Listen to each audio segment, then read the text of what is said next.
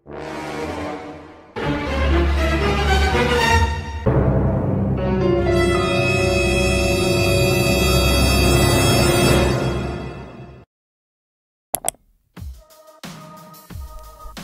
selamat berjumpa kembali kawan-kawan. Selamat pagi, siang, sore, dan malam.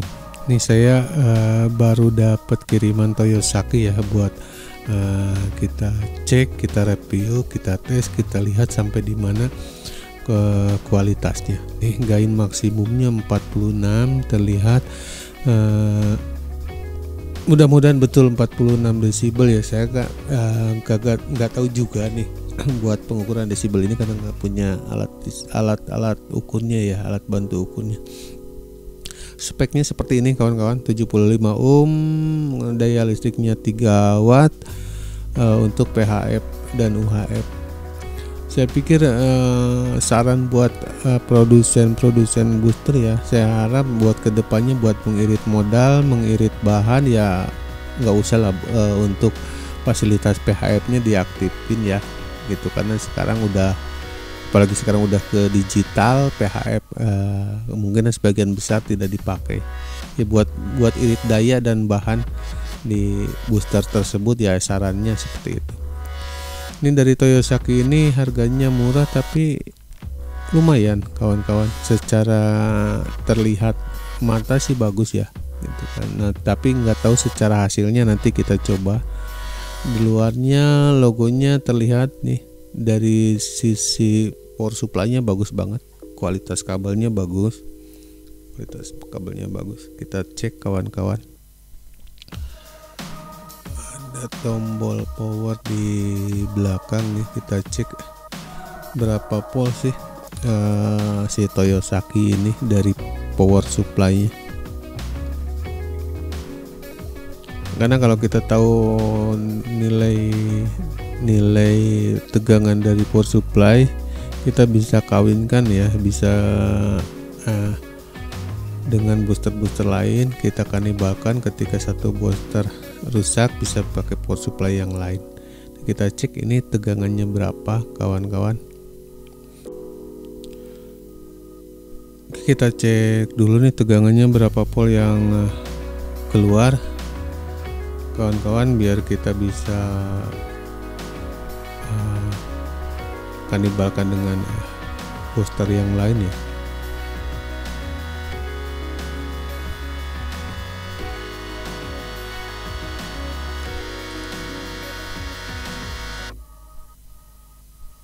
Oke, kayaknya ini di AC. Oke kawan-kawan, 10 volt, sekitar 10 volt, 10,5 volt AC. Jadi ini kawan-kawan, untuk tegangan 10 volt ini kita bisa dipakai untuk booster intra, pakainya 10 volt juga. Jadi power supply ini bisa saling tukar dengan booster intra yang warna biru yang kecil, itu 10 volt, bisa range tegangannya di situ. Nah, kalau dari boosternya Tanaka, Mas Pro, terus Daimaru, terus PF itu 21 volt ya kawan-kawan. Jangan ditukar, nanti jebol. Cuman dari yang baru saya ketahui sampai sekarang, dari booster Intra sama Toyosaki yang 10 volt. Ini dalamnya PCB-nya lumayan nih kawan-kawan, ada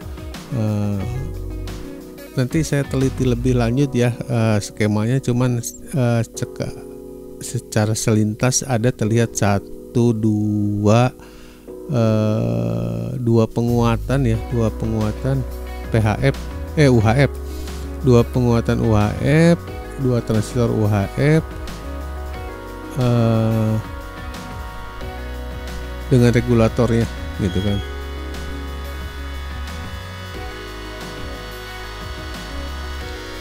Kualitas sangat bagus. Mudah-mudahan komponennya juga bagus nih. Lilitannya dibentuk bukan dari kawat ML tapi dibikin di PCB.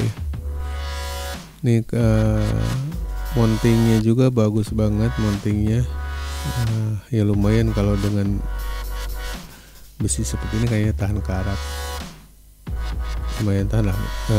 Kalau tahan karat betul-betul karat enggak ya, itu kan cuman dibandingin besi biasa, besi hitam ini lumayan. Sekrupnya juga bukan plat tapi memang besi isi ya, bukan plat. Biasanya plat yang ditekuk nih di sisi sekrupnya. Inilah bagus lah kawan-kawan. Oke kawan-kawan, selanjutnya saya akan review di inilah yang paling kelihatan sama mata ya, yang paling kelihatan dari bahannya. Saya coba bandingkan dengan booster yang udah saya coba sebelumnya. Di antaranya ada Intra nih, ada Intra, ada Tanaka ya. Kalau dibandingin dari ketiga ini, bahan-bahannya Toyosaki paling bagus. Toyosaki paling bagus dari bahannya. Kelihatan dari plastiknya ya, secara kasat mata saya juga bingung menerangkannya seperti apa, cuman ketika dipegang ya inilah yang Toyosaki lebih bagus dibandingin yang Intra ataupun yang Tanaka. Tanaka ini kayaknya plastiknya plastik bening, cuman kayaknya tipis ya, lebih tipis. Kalau dari Intra memang tebal tapi kayak apa ya, kayak plastik lunak gitu kan, tebal tapi lunak ya, kayak gampang sobek, bukan pecah, sobek ya. Kalau ini lebih, kalau dari sisi Toyosaki lebih terlihat mahal, lebih memang terkesan seriusan, pabrik ini seriusan pembuatan, bahannya bagus banget, bagus lah. Dari sisi PCB nya ya yang jelas ya, PCB nya oke lah, nggak ada masalah. Kalau dari PCB memang bagus. Nggak tahu kualitas komponennya, kalau memang disertai dengan komponen yang bagus, ini sangat spesial sekali karena PCB nya walaupun nggak tahu fiber atau bukan ya, ini ya sepertinya fiber ya kawan. Nggak mungkin kalau nggak fiber mah dengan kondisi seperti ini. Fiber dengan kondisi PCB seperti ini didukung dengan komponen yang bagus, ini spesial banget, bagus banget kawan. Selintas kalau dipegang. Nah yang kedua, yang selanjutnya dari ini, dari sisi konektor nih, sisi konektor terlihat bagus, kualitas